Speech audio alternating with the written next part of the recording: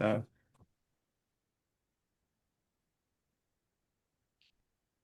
good afternoon, everyone. We'll wait for everyone to join, and from what I heard, some of the users are having problems joining, given that Teams is probably the only video conferencing solution which is allowed from a lot of work networks. So Zoom is not one of the popular platforms. So we'll fingers crossed that everyone is able to join, but we'll start 5 past the hour. So.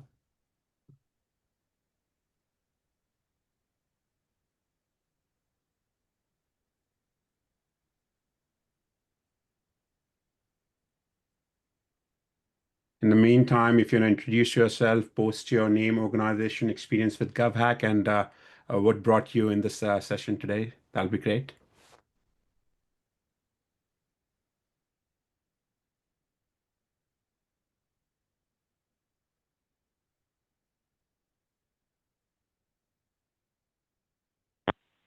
I'll start off. Dante St. James, Darwin Innovation Hub, frequent sponsor of the Northern Territory chapter of GovHack. So we've been involved in probably the last 5 or 6, maybe even 7 of them. So repeating the process.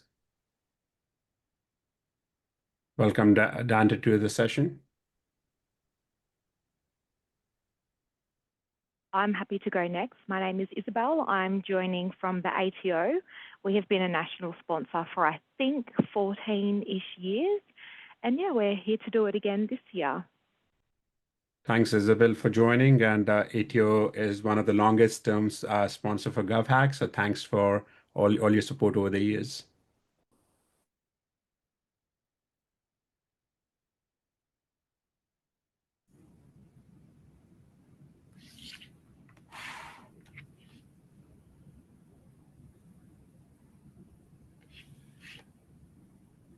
For everyone joining now, we are going to start 5 past the hour. We are just waiting for everyone to join in. Some of the users are having problem connecting to Zoom from their work network. So we're just waiting for a couple more minutes.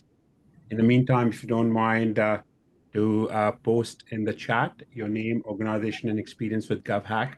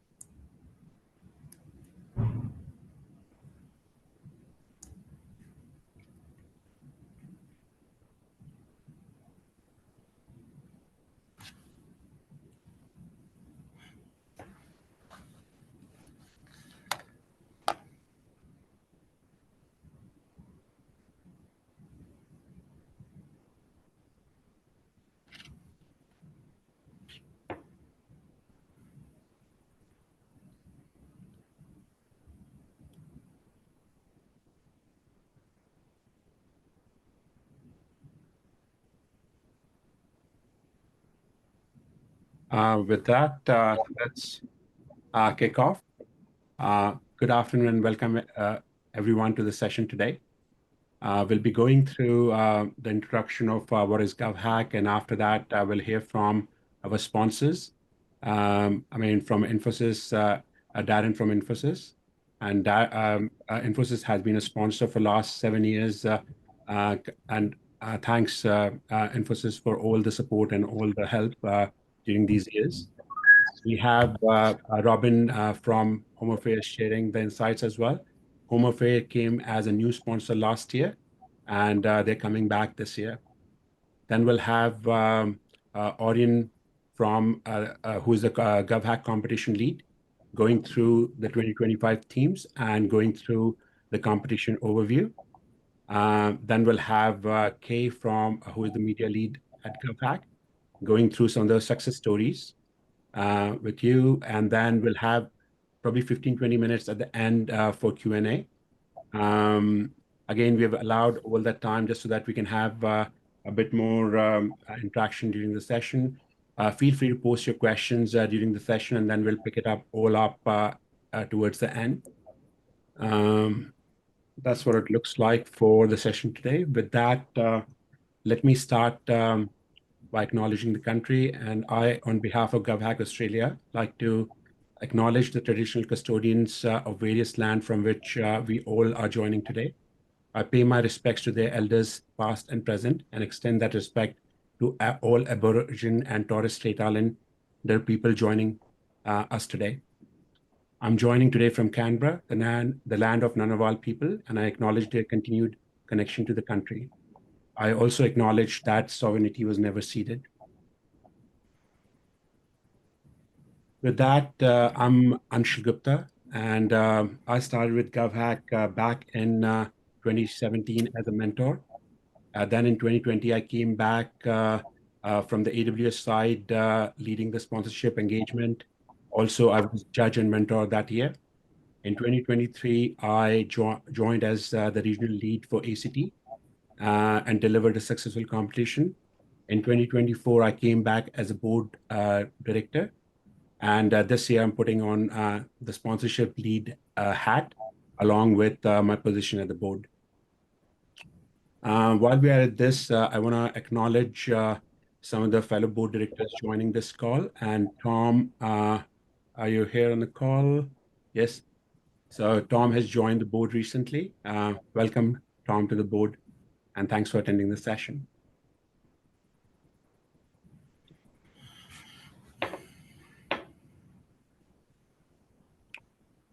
So coming to what is GovHack, and look, it means different things to different people.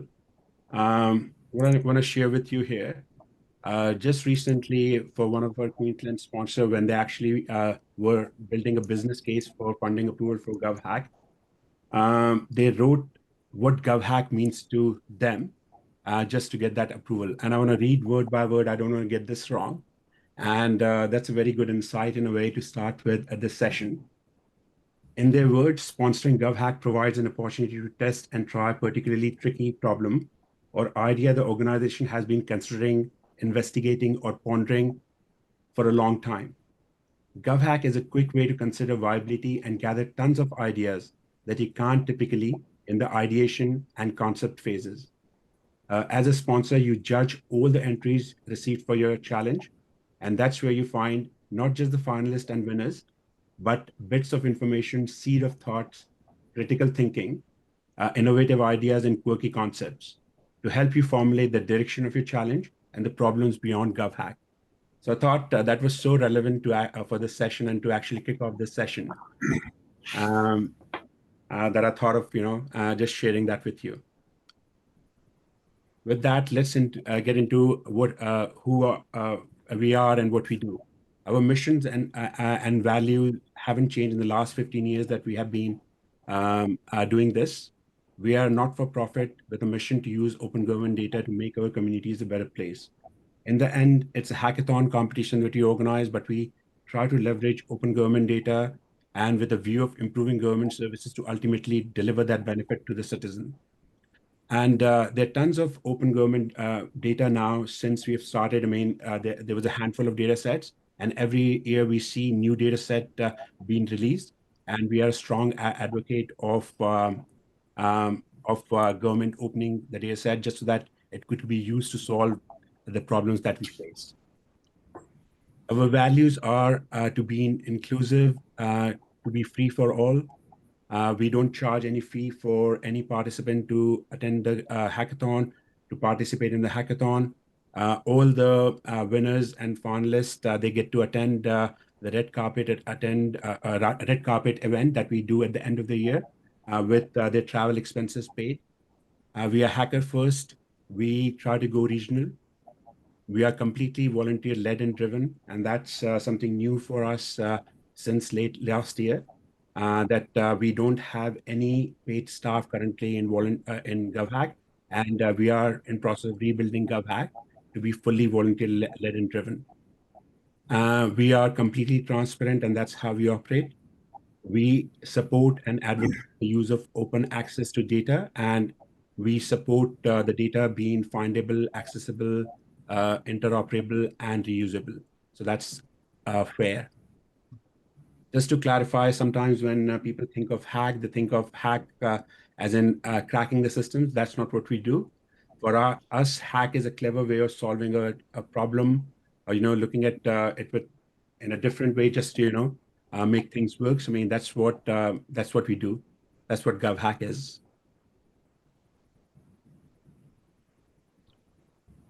In terms of who we reach, last year we had 600 plus participants who submitted eligible projects.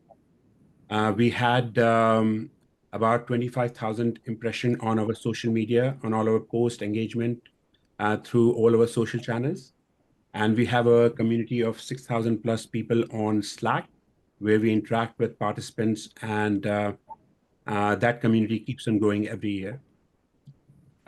In terms of what you see on the map here, in the last 15 years of us operating, we have organized competition in all different areas.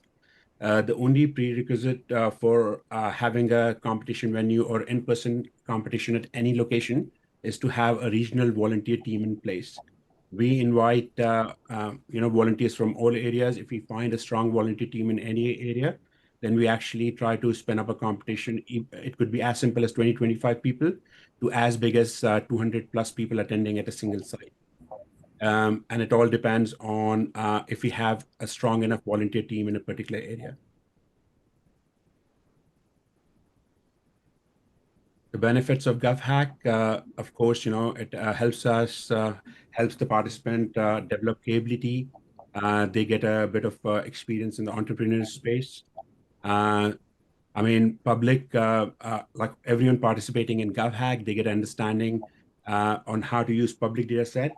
And then during the competition, during the 46 hours, some of the sponsors decide that, all the participants who are participating in the challenge need to use one or two of the published data set that they have, and then they can use any other data set from any government data set that is published on any of the data portals.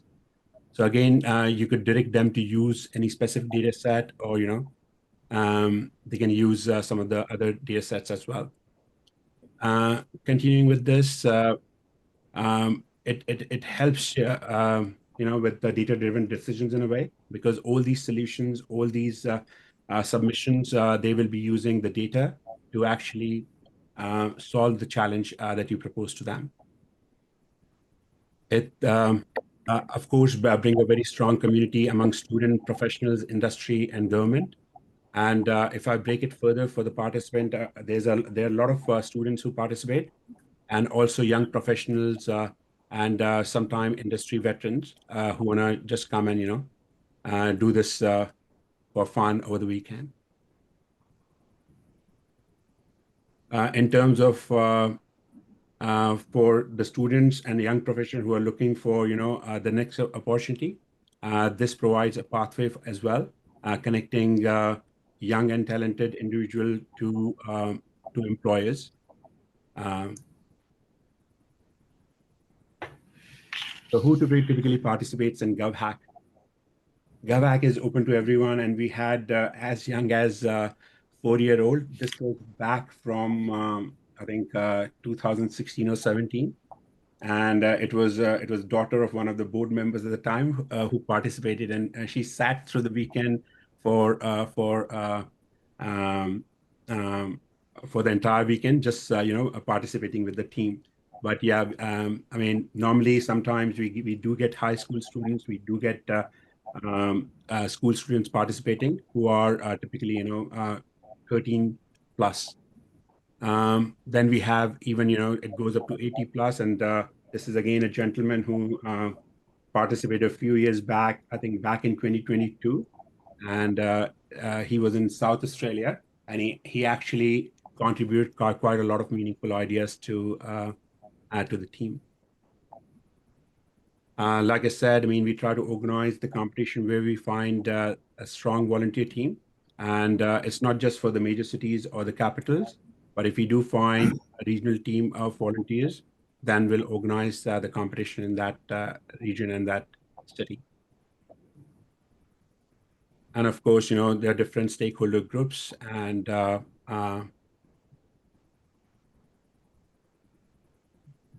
this is something I'm excited about. I mean, this is new for GovHack 2025. And one thing I've discussed probably with a few of you so far, that this year we are introducing a custom judging criteria, and that will get the participants to focus on what's important to you. So the way it will work is, I mean, for example, we challenge if you want to see a working prototype, then that could be a custom judging criteria worth 30% of the weight. And that way participants know if they want to do well in your challenge, then they need to have a working prototype. If data insights are very important to you and you have a massive data set that you want new insights into, that could be a custom judging criteria based on which you allocate 20% of the your judging points. So I think we are quite excited about it and want to really see how that works out this year.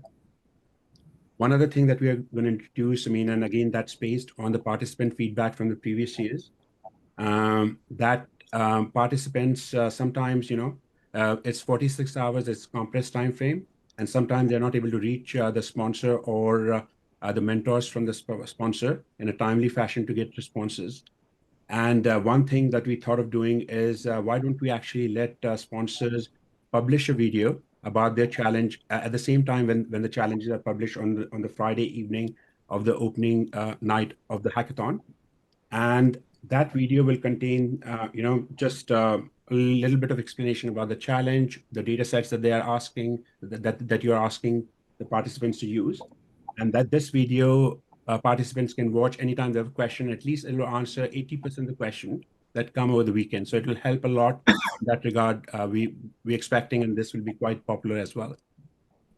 One other thing that we are thinking of bringing back is the sponsor award. And some of you know that during the red carpet, we used to do some sponsor award. We haven't done that in a while, and we are going to get that back this year.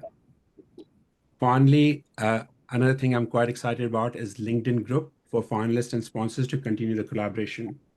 Often we see and hear about all the success stories and things that happen beyond GovHack, but then we are not able to actually connect all the partners and sponsors to the finalists and winners. And with LinkedIn groups, which we'll do for every year, then we'll have all the finalists for that year along with sponsors, just so that all that good work can continue. All right. With that, I thought it'll be a good idea just to go through the sponsors and partners who have supported us over the years. And in 2021, I mean, I'm not going to go through the names, but you can see that some of our partners and sponsors keep on coming back. Some of them skip a year and then they come back. 2022 was sort of the first year coming out of COVID in a way. And then in 2023, again, we had a good competition, huge competition that we delivered, followed by last year in which we had 187 eligible projects submitted with 600 plus participants and 2,800 registrations for different events throughout the year. With that, I would like to welcome Darren Oshinashi, the Associate Vice President for Infosys. Infosys has been our sponsor for the last 7 years in the running. And Darren, over to you. Thanks, Anshul. Thank you for inviting me along. Always a pleasure and an honour to be involved in these sponsor briefings. I've personally been involved in GovHack since Infosys first sponsored back in 2018, and I am pleased that we continue our sponsorship and very excited to continue to be part of it. It's something that I look forward to every single year. I always find it amazing what people can achieve in 46 hours. I mean, I've seen things as amazing as people have loaded all of the marine park data from the Great Barrier Reef Marine Park into an Xbox 360. So you could do a virtual swim around the Great Barrier Reef, to as basic but as useful as an online map of all the public toilets around the ACT. Surprisingly, we had so much positive feedback about that being such a useful item. I also found out there's actually a public toilet on one of the lakes in the middle of Lake Burley Griffin that's used by the canoeists and the other competitors. And last year, one of the winners created an AI solution using all of the data from Hansard, and you could actually run inquiries across this solution, determine the quality of the debate that takes place in our federal parliament, which was quite educational. So, yeah, look, personally, I really enjoy being part of it.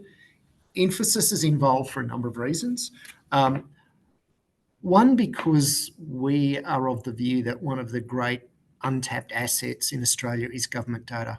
The insights that we think are potentially available through access to government data sets are significant, and GovHack gives the opportunity just to provide a taste of that.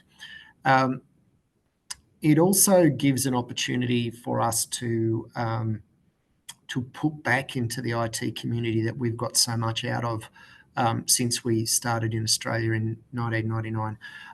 Anshul, would you mind skipping through my slides to the first photograph, the first one? Folks, what you see here is a photograph of the Infosys founders. Infosys is a startup. It was actually founded in 1981. So it's actually a 44-year-old startup. But 7 young software engineers, these gentlemen got together in Pune, and decided to start a company.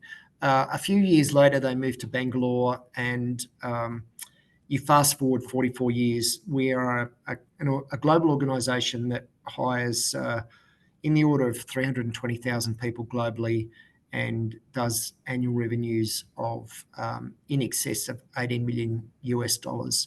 In Australia, we're about 5,500 people. But the point I really wanted to make around these gentlemen, Anshul, if you could just go on to the next slide.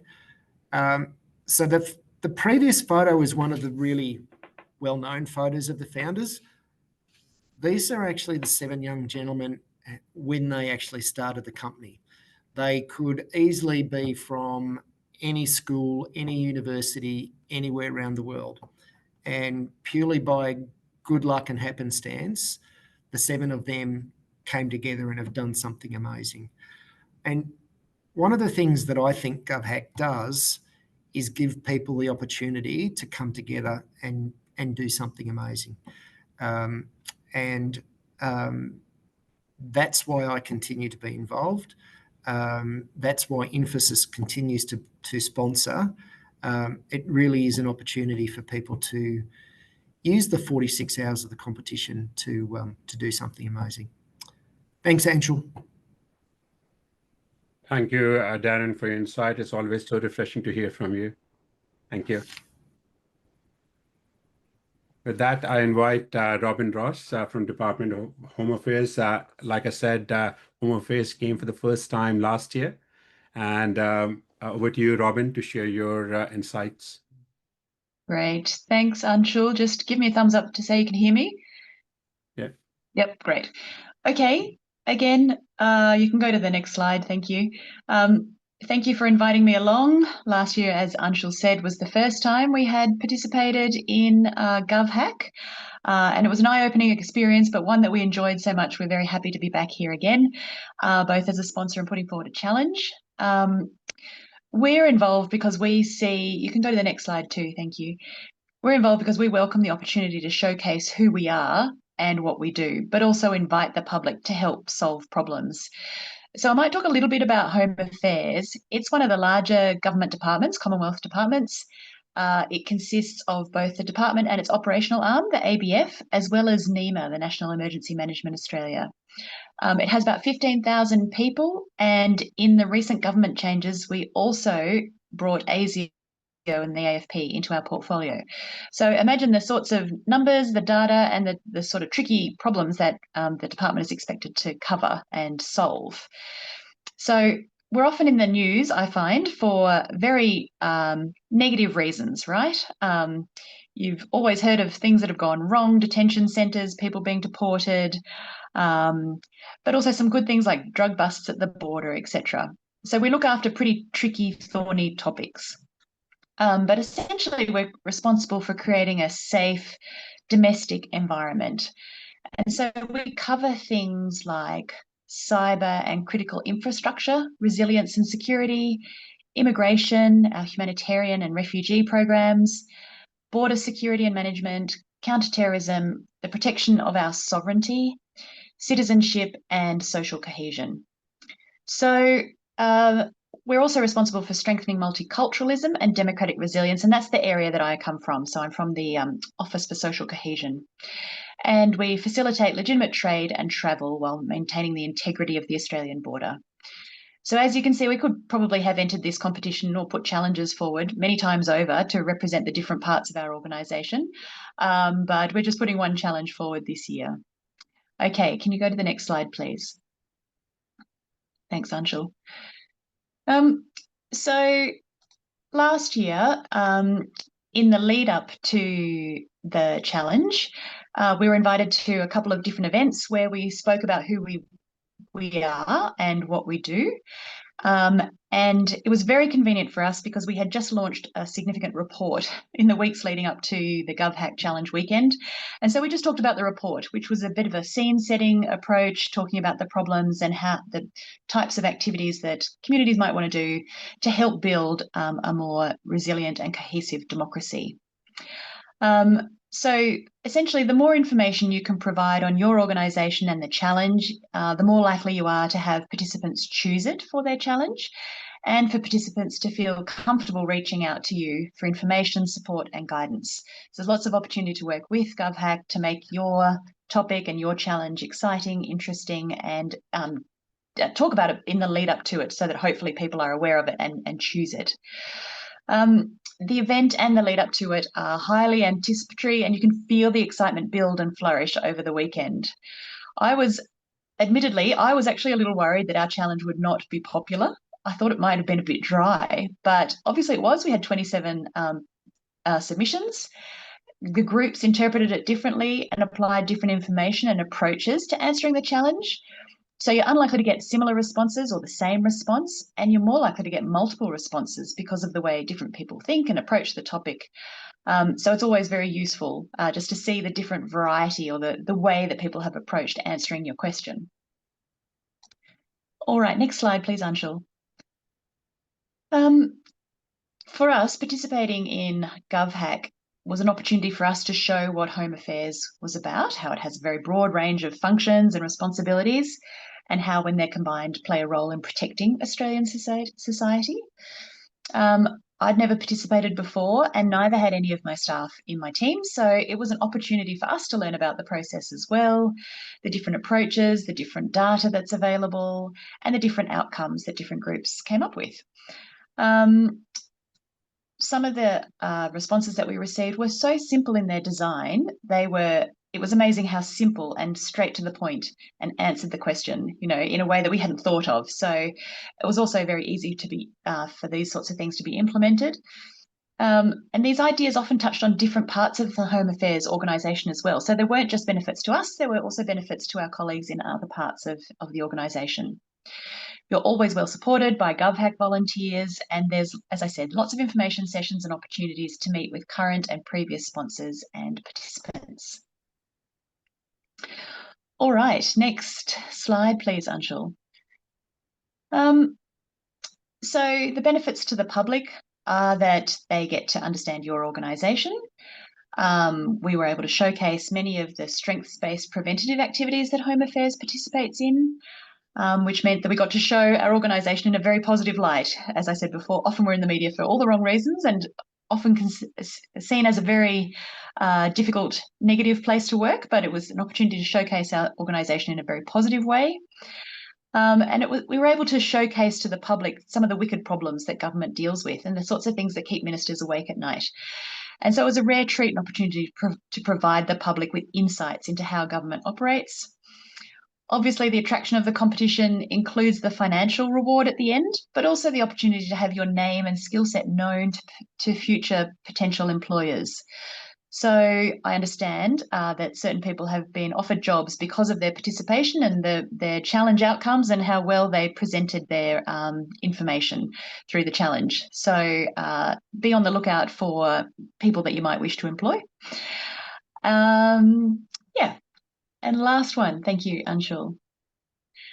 I'd just like to reiterate that it doesn't cost that much to participate as a sponsor. There is a little bit of work and perhaps a bit of overtime for a small period of time in the lead up to the weekend itself, and maybe attending the red carpet awards night. But the returns outweigh the investment. You know, the public gets to understand your organisation better. The public is more aware of what government is focusing on, and it creates opportunities for people to think creatively. And overall, it's fun and energizing, it's strengths-based, and it's a really positive event to participate in. And by the end of the weekend, even just as an observer of, you know, people coming to you and seeking help with your challenge, it's obviously been an amazing experience for the people who participate. And so it's highly worthwhile for both the public and for yourself. And to be a sponsor is, you know, pretty easy and simple solution to have very high quality proposals provided against the challenge that you submit. Great, thanks Anshul. Thank you, Robin. Thanks for sharing your experience, insights, and some of the tips for sponsors. I mean, it was really great. We appreciate your support, and I can't wait to see what we do in 2025. If anyone has any question for Darren and Robin, please post it in the chat, and we'll have time to go through all the questions at the end. So please do post any questions that you have. With that, I would like to invite Dr. Orion Tong, who has joined us as the competition lead. So Orion, over to you. Thank you very much, Anshul. Lovely to meet everyone. And so just like I think a lot of people have already mentioned, I think GovHack is an incredible nexus of energy and interest in solving real world problems. And kind of as Darren alluded to, I think government data is a really powerful source and really what makes Australia kind of unique in terms of the world stage. So we're really excited to essentially be able to set challenges that can harness this. Some of the other members of the GovHack team will be talking about exemplars from the last year in terms of what we've seen be developed. What I'm going to talk about is just two things very quickly. So firstly, the sort of way we're thinking about structuring the challenges this year. And then secondly, a little bit more on the data side of things. But this is essentially something that the team and myself are always more than happy to talk to sponsors more about and to help co-design challenges and put together ideas about what you could include in a challenge. So that shouldn't be any sort of restriction or limitation on imagination. So what we're thinking for this year, for 2025, if you just go to the next slide, Anshul. Is that we're thinking about the ways in which we can harness data and AI. So the way the sort of competition themes have previously been structured is more around sort of areas or sectors. And this year we thought we'd bring it a little bit closer together and say, where are we trying to get to? What can we use, for example, data and AI solutions for? And where do we want to see our participants kind of choose a slant on? So the first is with regards to community empowerment and connection. And so this is going to be something very exemplified by something that the Home Affairs team might put forward, something about social cohesion, for example. And so this is really about being able to utilize or develop new solutions to empower individuals as well as collective communities in advancing their causes, as well as connecting within different groups and within communities themselves. The second theme that we have is about productivity and innovation. So this really centers around things like public and private sector productivity, ways that we can grow the innovation economy in Australia. And I think this has really been sort of championed by a lot of government organizations when it comes to ways to increase the productivity within government, but then also more in terms of general economic productivity, so that Australia can continue to retain its fantastic output and quality of life. And so moving on from those sort of first two quite powerful areas, we have this third one, which is realizing and recognizing that digital solutions can often come with some potential caveats as well. So this is really trying to safeguard our future use of technology and focuses on digital safety and trust. So we've put together a couple of examples such as cybersecurity and a very hot topic on sort of ethical and equitable AI. So not just ways in which we can understand how AI actually works in some sort of foundational level, but also how do we make sure that people have equal access to AI solutions and are able to use them. So these are our broad competition themes. And as you can see, competitors are at liberty to kind of take them in any direction. And as challenge sponsors as well, we're not restricting ourselves to, for example, generating a digital tool for this specific area. We're trying to keep them a little bit more broad, but with the end in mind. So if you then go to the next slide, Anshul. So really, when it comes to challenge design, there are a couple of central tenets. Really, the fundamental is that we're looking for new approaches and perspectives. And challenges should be sort of a bit restricted in the sense of there's a sort of maybe area that you would like people to explore, but they shouldn't be too prescriptive because I think it's that beauty of human imagination and sparking ideas that you might not have thought of before. That is a really beautiful essence of GovHack. And so the sort of fifth point on the slide, which is about human-centered design, is a way to essentially talk about and craft challenges. So rather than saying you would like to see something else, we start from the individual. So when a competitor or participant reads the challenge for the first time, they can immediately put themselves in the footsteps or in that sort of frame of reference of, okay, this is the problem that could potentially affect me. And that's just part of the challenge setting process. If you're happy to go to the next slide, Anshul. So where we are at the moment in the timeline for 2025 from a challenge setting and sponsorship perspective, we're currently at the sponsor briefing, of course, and there are a couple of lead-up events during the early to middle of August, including the virtual conference. And so this is a way to essentially start to connect with the GovHack participants, and then the connections event, which is also an opportunity to connect more on the data side and on the challenge side with the competitors. We'd ideally hope to finalize most of the challenges by the sort of middle to late of August, in the lead up to the actual competition weekend, which this year will be from the 29th to the 31st of August.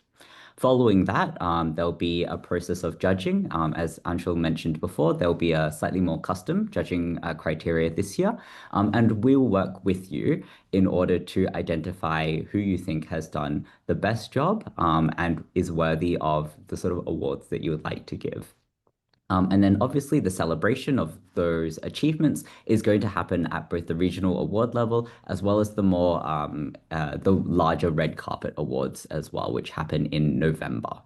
So that's kind of a very summarized timeline, and we're more than happy to provide some more details. One thing that I think is also quite fantastic is the opportunity to submit for mentors or to basically ask people either within your organization or external to your organization as well to ask them to be mentors. And so we've kind of broken this down into a couple of different flavors. So people who are very familiar with the types of data that are available for challenges, people who come from perhaps a bit more of a business sort of angle or project management angle, as well as from the tech side as well, technology developers who are there to support the teams participating in the competition. And so, of course, mentoring can be quite flexible. It can be in person as well as online. And we do have a working form that you can use to express interest in a mentor or to potentially forward this to someone you think who might be interested. And if you're happy to go to the next slide, Anshul. So that was more on the sort of broader competition side. And next, we'll just quickly cover the types of data and really what that is about. So GovHack, as has been mentioned before, we're really quite keen on open data. So to promote things like transparency, in order to essentially allow competitors as much access to data as possible, potentially drawing in sources of data that we may not have thought would actually work well together. And to potentially also get quality improvements from people who might use that data too. So if you're happy to go to the next slide, Anshul.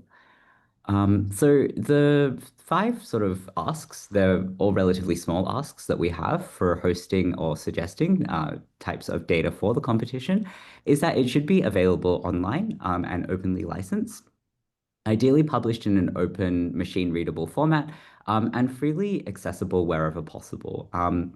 We will also work with teams and sponsors to make sure that this does happen. And so the data side, as mentioned before, shouldn't be any sort of limitation. And so you'll be amazed at all sorts of data that you can find openly available in terms of government data. We've just listed a couple of examples here from the state side, but then of course, you also have lots of federal sources of data like the Australian Bureau of Statistics. So if you're happy to go to the next slide, Anshul. So this is just an example of a couple of data sets that we've sort of been able to put together from previous years.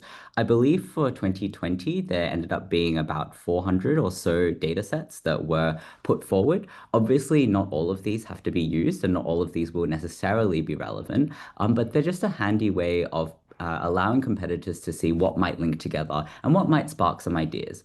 And competitors are always welcome to bring in new sources of data that they might be able to find as well. And this is part of that innovation that we're really trying to get to for GovHack.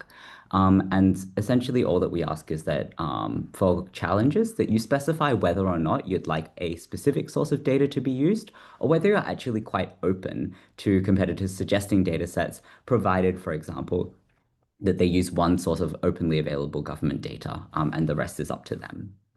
And if you go to the next slide, so depending on the challenge as well, you can, as I mentioned before, say that you would like a specific data set to be used.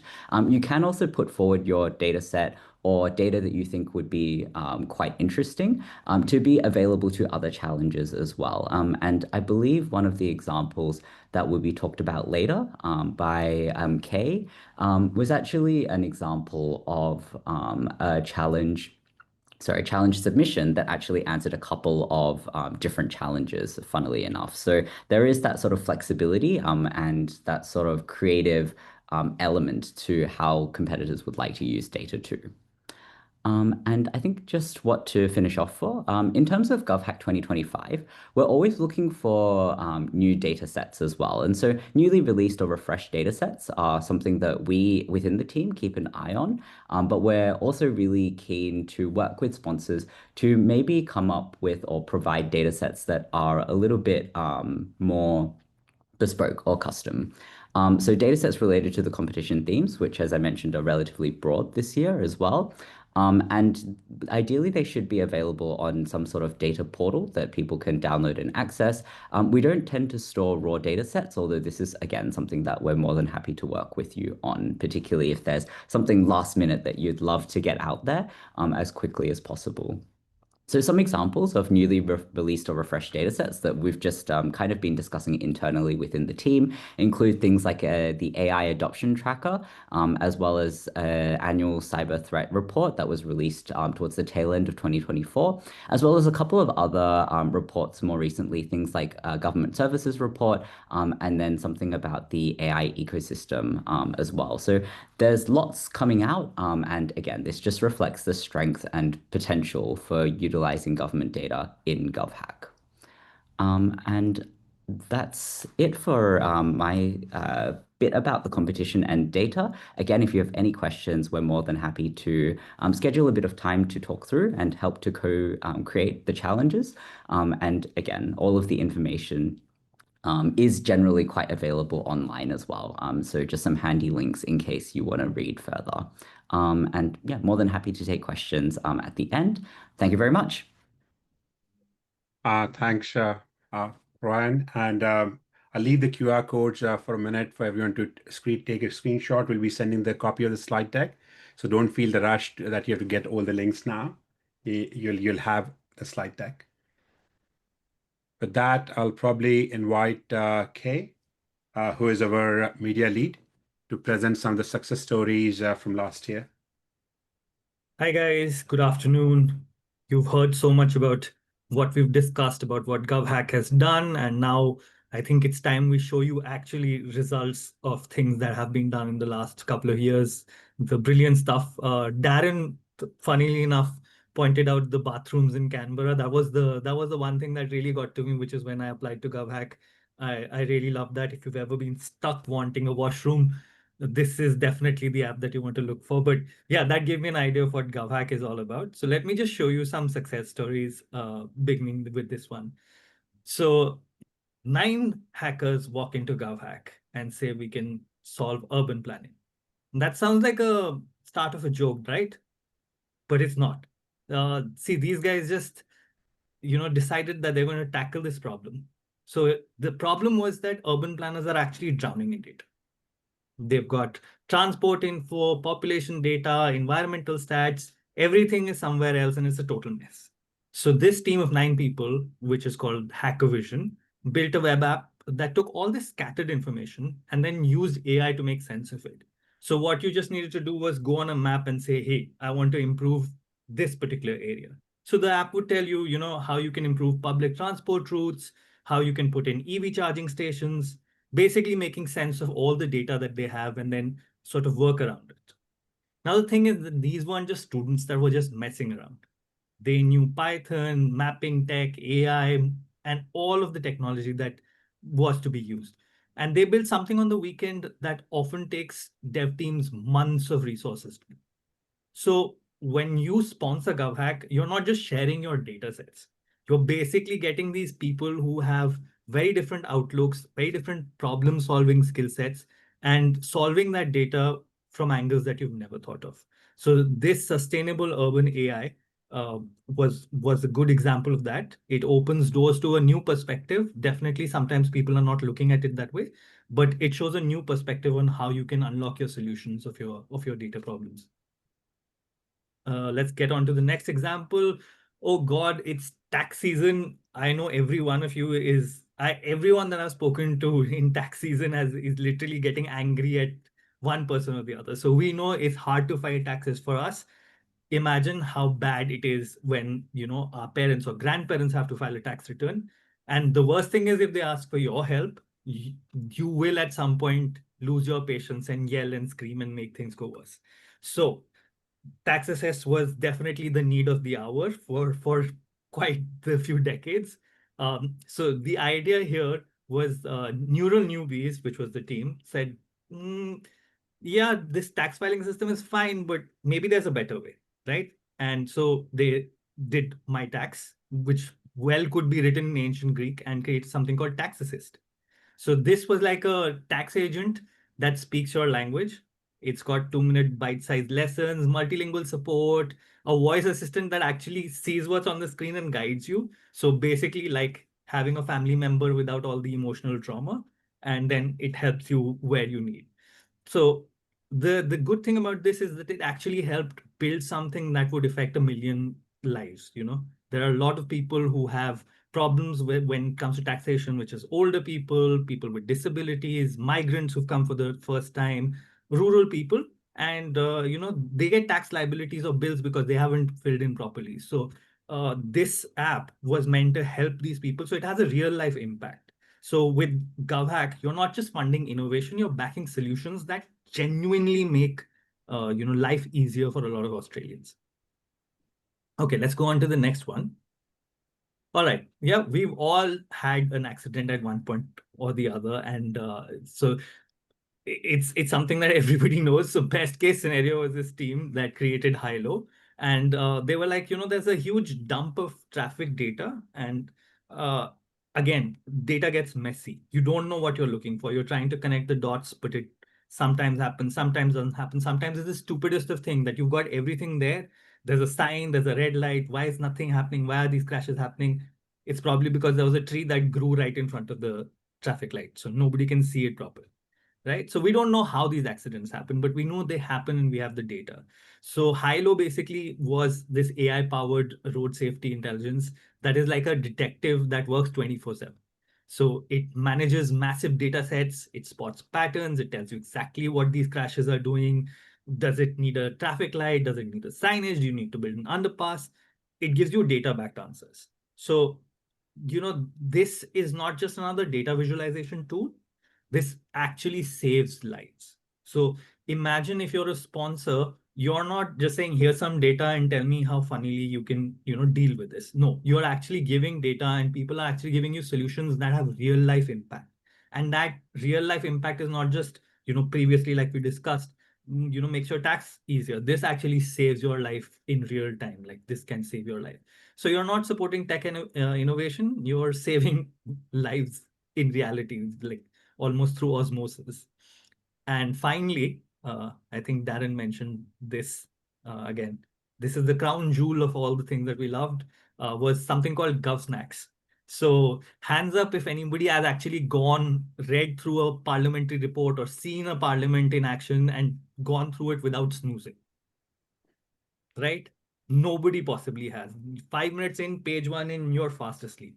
So we think they're boring, but the thing is that they're actually gold mines of information. But they're written like parliamentarians wrote them. So GovStacks was basically this AI that transforms this complex data into simple personalized summaries. So my best example would be it's like a Netflix recommendation engine, but for democracy. So citizens can, select a topic of their interest, and it converts this political jargon into like digestible insights. So here's why this matters to you. See, Bryce, who made this, is not like a weekend warrior. He's not, just doing this randomly. He's won multiple GovHacks. He's been back. He knows his way around Python. He knows OpenAI. And when you throw this data set to him or to any hacker, they build something cool over the weekend.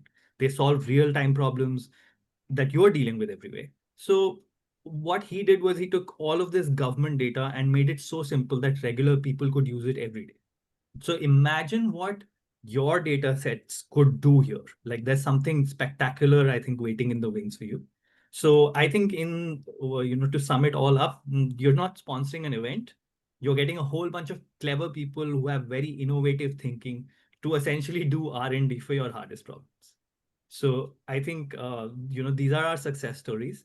I've really enjoyed going through them. They're really attractive to me because when I look at them and I'm like, hey, I didn't know this was possible and someone's done this. So I think it's really attractive, and it holds something possibly for you that you haven't thought of as yet.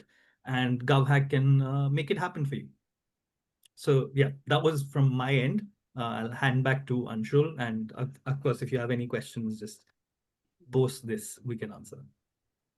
Thanks, Kay, and that was quite quite a few stories. And fortunately enough, we have Simon from Department of Government Services, sponsor a few challenges. We have like Isabel from the tax office. If you're still online, I know that you have to dial in. And we have Darren, who is the sponsor of the Gov Snack that challenge.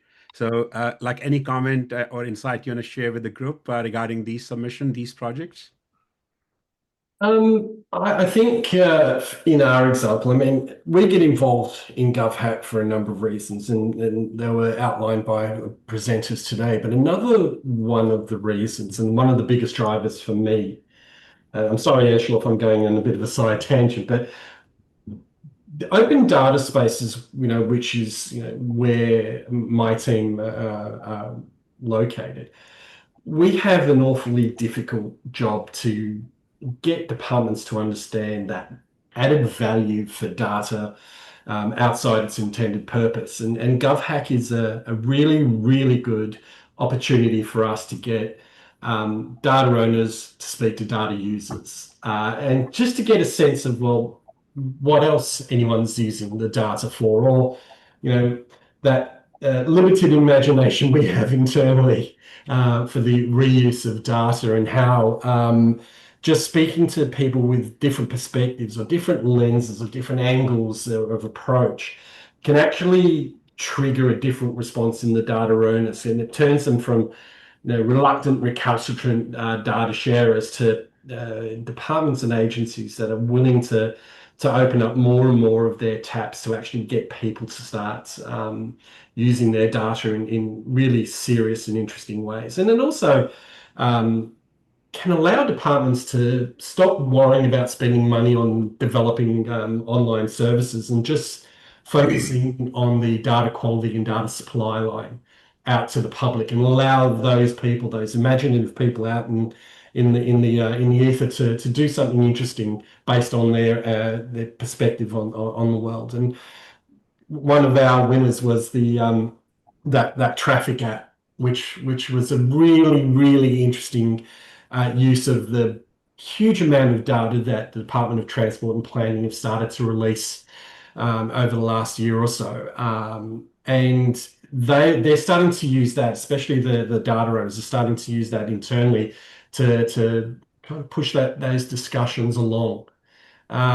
Whether we'll see those really tangible changes within the next year, I'm not sure. But what it is, it's planting a seed within a whole group of people across government that there is an untapped audience out there, and vehicles like GovHack is a really interesting way of testing that. The next step is going to be actually how we bring that intelligence back internally to not only to develop certain services, but also to start looking at, in government, is the data collected that we're collecting, is it still fit for purpose? Do we need to do something different?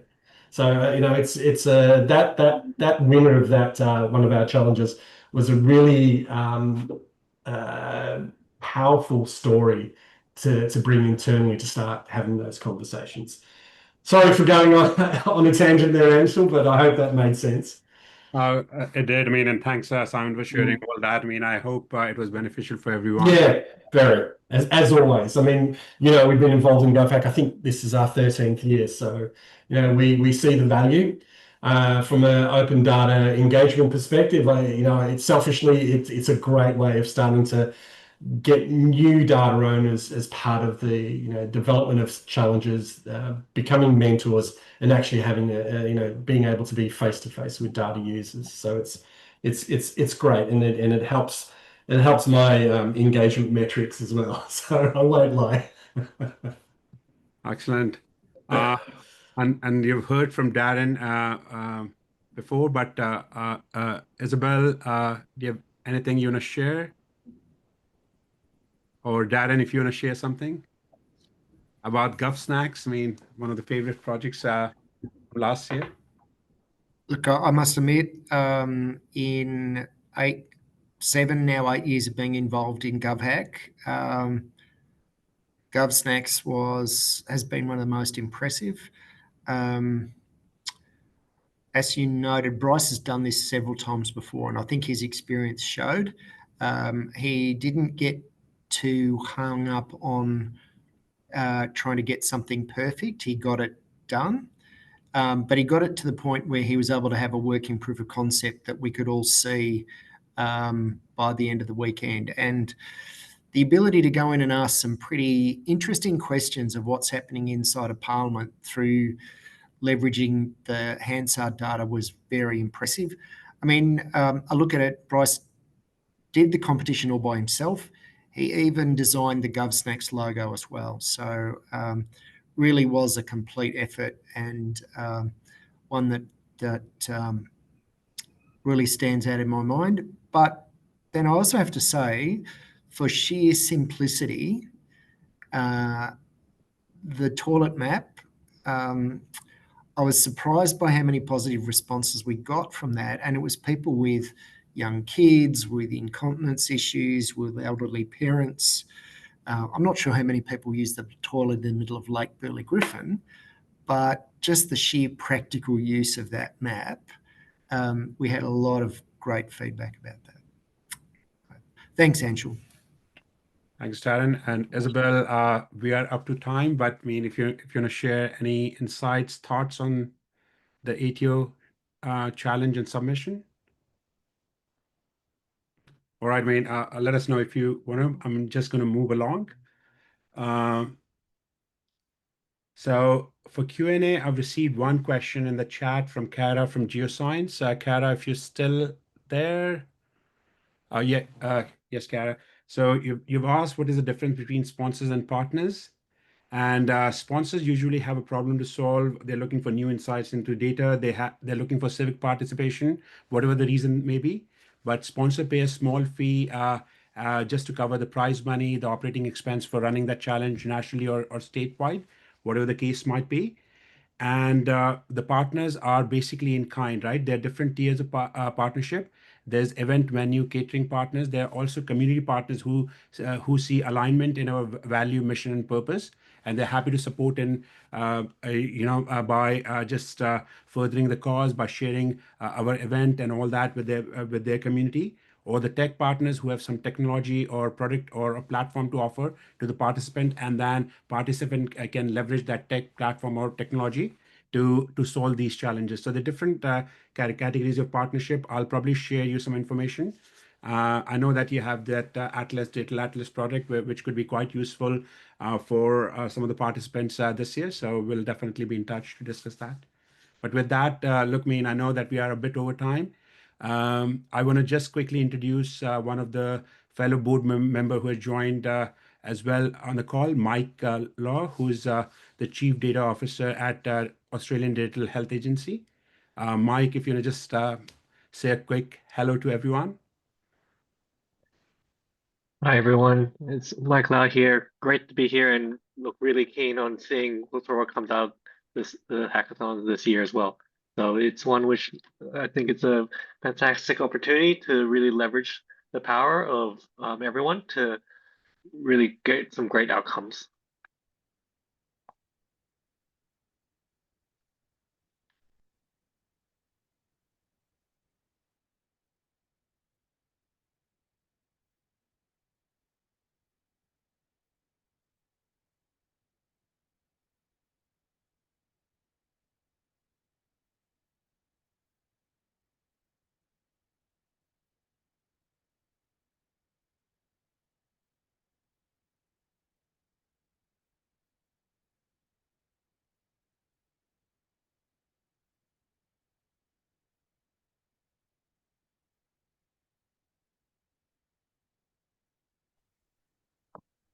You still with us, Anshul?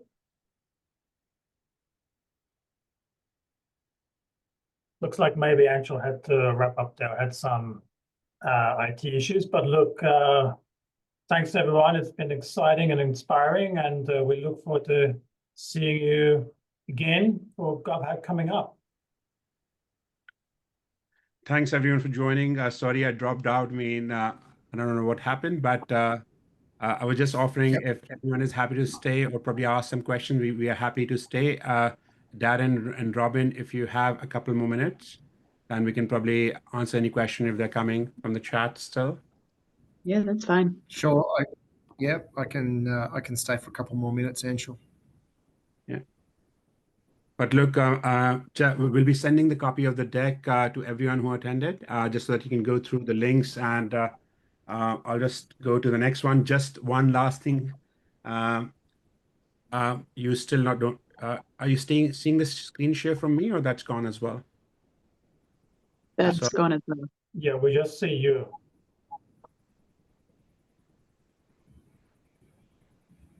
Sorry. Thanks from everyone at GovHack. This is our volunteer team this year. We have 30 odd people currently in the team, and we are hiring more.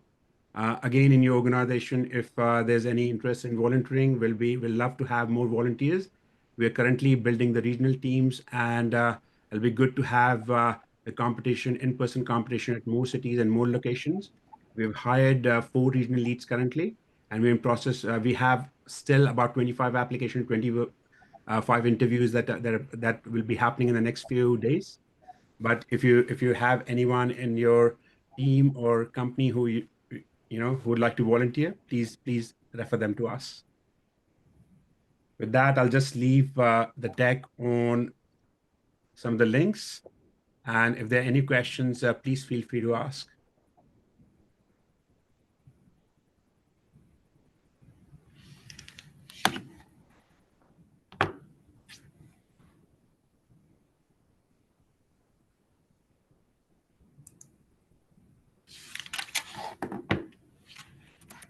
All right.